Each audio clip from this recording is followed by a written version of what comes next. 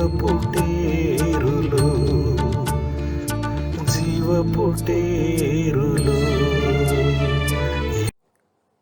ప్రియ శ్రోతలు, ప్రభువు నామమున శుభములు. బాగున్నారా? ఈ లోకయాత్రలో శ్రమలు అనేకము. వాటన్నిటిలో వ్యాధి, రోగము చాలా బాధ పెడుతుంది. మిగతా శ్రమలన్నీ శరీరం బయట నుండి బాధ పెడితే, ఇవి మనిషి లోపల నుండి బాధ పెడతాయి. ఈ నొప్పి బాధల నుండి తప్పించుకోలేము. బయట వీలుపడ సాధ్యం కాదు. దీనివలన ఒంటరితనం ప్రాప్తిస్తుంది. ఎందుకంటే ఇది రోగి మాత్రమే అనుభవించేది, అతడికి మాత్రమే అర్థమయ్యేది. ఇతరులు జాలి చూపగలరే కానీ నొప్పిని, బాధని, వేదనను పంచుకోలేరు. ఈ వేదన, రోదన శరీర సంబంధమైనవి కావచ్చు, లేదా మానసికమైనవి కావచ్చు. కీర్తన 161:1 కొండల తట్టు నా కనులెత్తుచున్నాను, నాకు సహాయం ఎక్కడి నుండి వచ్చును?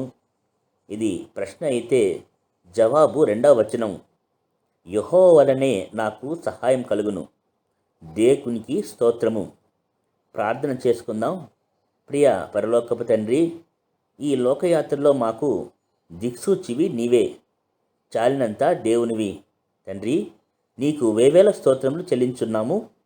నీ వాక్కుచే మమ్మల్ని శుద్ధీకరించి పవిత్రపరచు.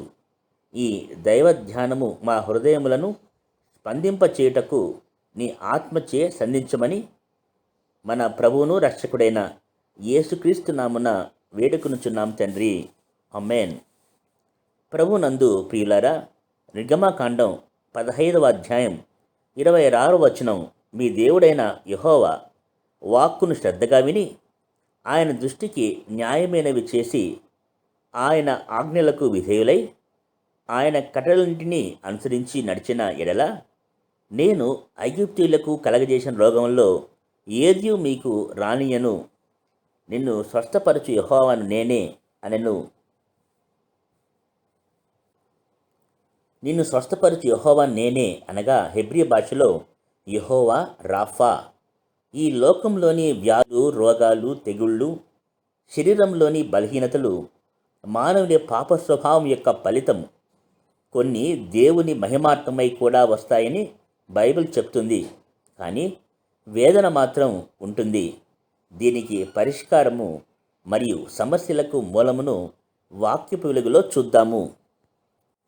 యోహాను రాసిన మొదటి పత్రిక 3:4 పాపం చేయు ప్రతివాడును ఆజ్ఞను అతిక్రమించును, ఆజ్ఞ అతిక్రమమే పాపము.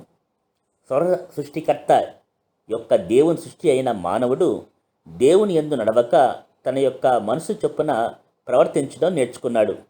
ప్రతి మనిషికి మనస్సు, ఆలోచనలు ఉన్నాయి. ఎవరికి వచ్చినట్లు వారు తమ దురాశలను ఆధారం చేసుకొని భూమిపై జీవించారు. సాతానుడు వీరి దురాశల యందు వారిని బంధించి వేశాడు. దేవుడు సృజించిన అందమైన, ఆరోగ్యమైన భూమిని, భూ వాతావరణమును కల్మషము చేత పెంట కుప్పలాగా తయారు చేసుకున్నారు. ఎలాగైతే వృక్షము నుండి తెగిపడిన కొమ్మ జీవం కోల్పోయి ఎండిపోతుందో, ఆ విధంగానే జీవాధిపతి అయిన దేవుని నుండి వేరుపడి జీవమును కోల్పోయి అల్పాయుషులుగాను, రోగపీడితులుగాను, వ్యాధిగ్రస్తులుగాను బాధింపడుతున్నారు మానవులు. పాత నిబంధన గ్రంథంలో దేవుడు తన ప్రజలు ఆయన ఆజ్ఞ చొప్పున ప్రవర్తించి ఆయన దృష్టికి న్యాయమైనది చేసినప్పుడు ఆయన కనికరించి వారిని స్వస్థపరుస్తూ వచ్చాడు. కానీ మానవుని హృదయం ఎల్లప్పుడూ చెడ్డది కనుక తగిన కాలమందు తన అద్వితీయ కుమారుని యందు శాశ్వత పరిష్కారం చూపాడు. ఇది మానసిక, శారీరక స్వస్థతే కాదు, ఇది ఆత్మీయ స్వస్థత. యెషయా గ్రంథం 9:2 చీకట్లో నడుచు జనులు గొప్ప వెలుగును చూచున్నారు, మరణఛాయ గల దేశ నివాసుల మీద వెలుగు ప్రకాశించును. అవును, నిరీక్షణ లేని వారికి నిరీక్షణ కలుగునట్లు తండ్రి అయిన దేవుడు తగిన సమయమందు తన అద్వితీయ కుమారుని ఈ లోకంలోనికి పంపాడు. ఆయనే ప్రభు అయిన యేసుక్రీస్తు. ఆయన పాపముల ఉత్పత్తి కారణాగరమైన హృదయమును తన పవిత్ర రక్తంచే కడుగుటకు శిలువపై తన ప్రాణమును పెట్టాడు. ఎందుకంటే సమస్తమైన దుర్నీతి మనుషుని హృదయంలోని పాప స్వభావం నుండి వచ్చుచున్నది. మానసిక శారీరక రుగ్మతలన్నిటికీ హృదయముందున్న పాపవ్యాధి కారణము. కనుక ప్రభువు హృదయమును శుద్ధీకరణ చేస్తున్నాడు. ఎండమావుల్లాంటి ఈ లోకేచ్ఛల వెంబడి పరిగెడుతూ అలసి వేసారిన బ్రతుకులకు యేసు పిలుపునందిస్తున్నాడు. మత్తయి సువార్త 11వ అధ్యాయం 28వ వచనం. ప్రయాసపడి భారం మోసుకొనుచున్న సమస్త జనులారా, నా యొద్దకు రండి, నేను మీకు విశ్రాంతి కలగజేతును. ఆయన శరీర సంబంధమైన మనుషుని ఆత్మ సంబంధిగా మారుస్తున్నాడు. వ్యాధిగ్రస్తమైన హృదయంను శుద్ధీకరించడమే కాక పరిశుద్ధాత్మ ముద్ర వేసి ఆత్మశుద్ధి చేస్తున్నాడు. దేవునితో మరలా అంటుకడుతున్నాడు. జీవంను పునరుద్ధరిస్తున్నాడు. విశ్వాసానికి కర్త అయిన విశ్వాసమును మనలో కార్యసాధకం అవుతున్నది. యాకోబు రాసిన పత్రిక 5వ అధ్యాయం 15వ వచనం. విశ్వాస సహితమైన ప్రార్థన ఆ రోగిని స్వస్థపరచును. ప్రభువు అతని లేపును.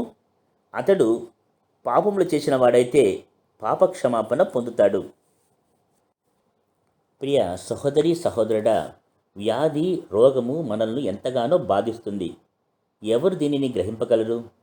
కానీ వ్యాధి బాధలలో మనకు ప్రభువునందు ఒక నిరీక్షణ ఉంది. ఆయన మనము అర్థం చేసుకొనగలరు. హెబ్రీలకు రాసిన పత్రిక 4వ అధ్యాయం 15-16 వచనములు. మన ప్రధాన యాజకుడు మన బలహీనతల యందు మనతో సహానుభవము లేనివాడు కాడు, కానీ సమస్త విషయంలోనూ మన వలనే శోధింపబడినను ఆయన పాపం లేనివాడుగాను ఉండెను. కనుక మనము కనికరింపబడి సమయోచితమైన సహాయం కొరకు కృప పొందినట్లు ధైర్యంతో కృపాసనబుద్ధకు చేరుదుము. ప్రియ విశ్వాసి, నీవు ఏ స్థితిలో ఉన్నను ఆయనను మొరపెట్టినప్పుడు ఆయన ఆదరిస్తాడు. ఆయన మన పాపములను శాపములను భరించాడు. యెషయా గ్రంథం 53వ అధ్యాయం 4వ వచనం. నిశ్చయముగా అతడు మన రోగములను భరించెను, మన వ్యసనములను వహించెను. అయినను మొత్తబడిన వానిగాను, దేవుని వలన బాధింపబడిన వానిగాను, శ్రమనొందిన వానిగాను మనము అతని ఎంచితిమి. నీ బాధ ఎలాంటిదైనా మనుష్యులు అర్థం చేసుకొనలేరు. కానీ యెషయా గ్రంథం 63వ అధ్యాయం 9వ వచనంలో చెప్పినట్లు, వారి యావత్ బాధలో ఆయన బాధ నొందెను. ఆయన సన్నిధి దూత వారిని రక్షించెను. ప్రేమ చేతను తాలిమి చేతను వారిని విమోచించెను. పూర్వదినము అనిటను ఆయన వారిని ఎత్తుకొనుచు మోసుకొనుచు వచ్చెను.